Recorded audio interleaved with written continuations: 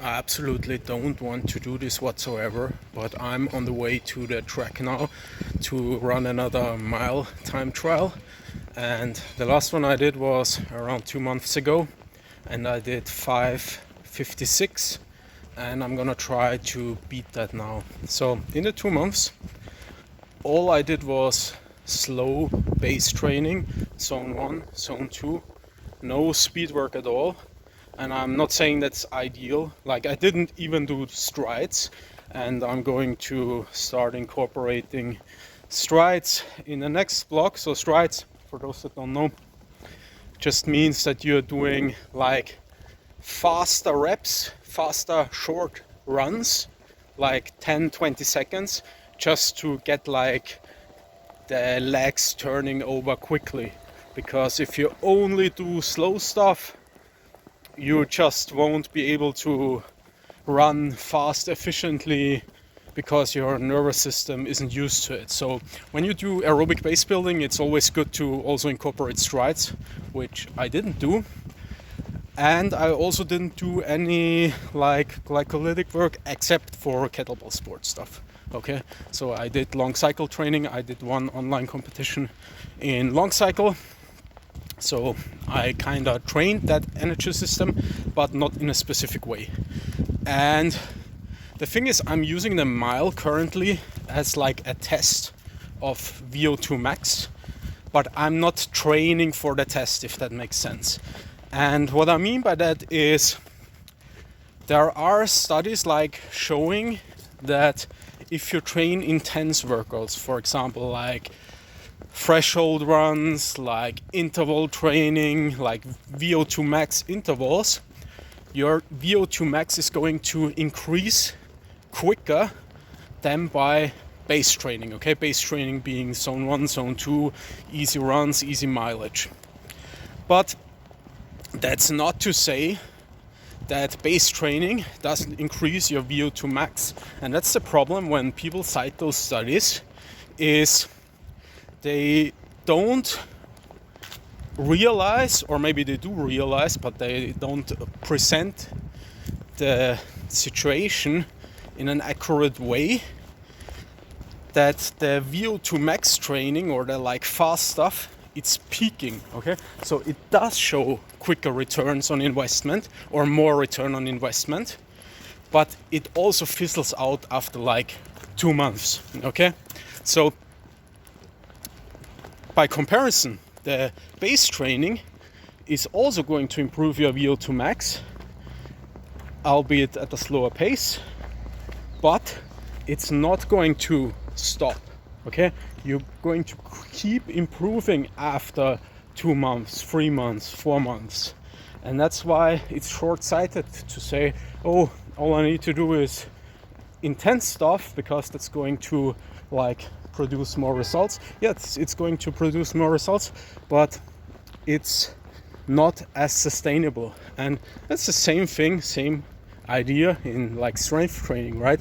If you do, every powerlifter knows, if you only like max out, do heavy singles, and you do that for 8 weeks, you're going to get a lot stronger than if you did like 5, 6, 8 rep sets. But it's not as sustainable. You're going to plateau quicker.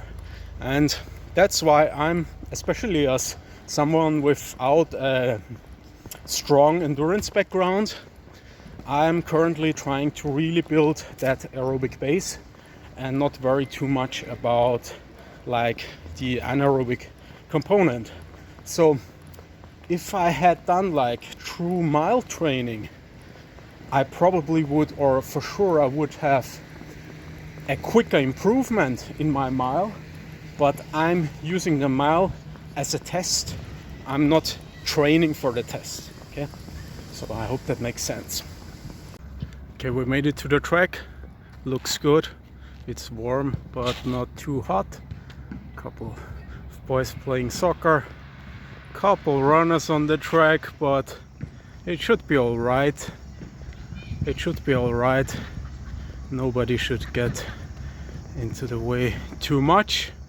So basically, ideal conditions. Time to warm up and get it done. Just gonna start off with some joint mobility work, then run a couple of easy laps, run a couple of strides, do a couple of drills, and then we're gonna get it started.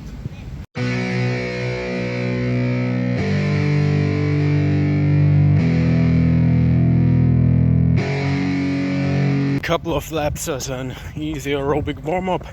So that's one thing that's going to happen, like I've noticed, is when you get in shape, actually you're going to benefit more from a longer warm-up, because when you're really out of shape, your warm-up can actually make you tired.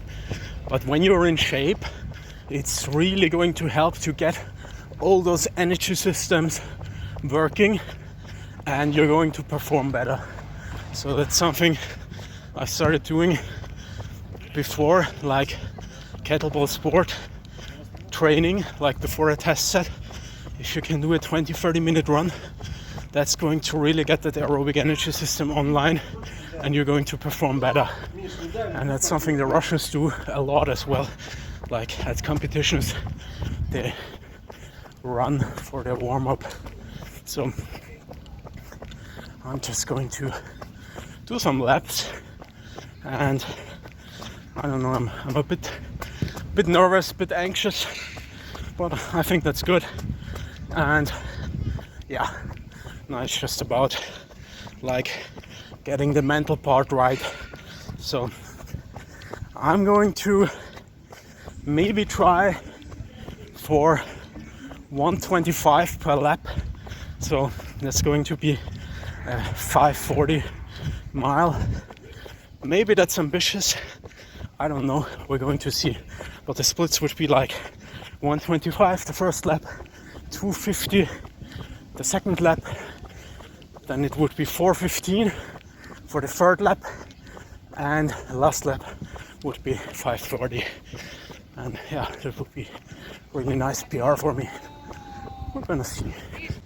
I don't ever slow up, no I don't take shit. I got no love for the fakeness. If you wanna play tough and wanna hate this, I'll always show up. Let's go! I don't ever slow up, no I don't take shit. I got no love for the fakeness. If you wanna play tough and wanna hate this, I'll always show up and make a statement. Super happy with this, like exactly my goal, sub 540. And pacing wise, I need to check the splits on the video. I mean, you've already seen it if you're watching it on YouTube, but I think the first lap was a bit faster, and then I slowed down a little in the second, and then I think I had a good kick in the fourth. So they say if you want to run your fastest mile, you should run even splits, and like that may be true, but this kind of, like I call it U-shaped pacing, is something I do a lot in kettlebell sport as well. So I start off like with a good pace, like not too fast, but like a solid pace, and then I kind of give myself permission to slow down in the middle, and that's just psychologically easier because it starts to get hard, but mentally you say, okay, I'm not gonna stop, but I'm just gonna chill a bit. And then towards the end, you just like see the light at the end of the tunnel and just like give it everything you've got. So psychologically, I like that kind of pacing. Yeah, it worked out really well today. Alright, that's it for the video. So like I said, I'm currently focusing on building the aerobic base, and then as I feel diminishing returns and as I feel myself kind of hitting a plateau, I'm going to start doing more specific work like interval training, like 400s, maybe 800s, and the goal is to get to a sub 5-minute mile before I turn 35. So it's going to be a year from now, and I think that's going to be a really good benchmark, and we're going to see if I can do it. Take care, guys.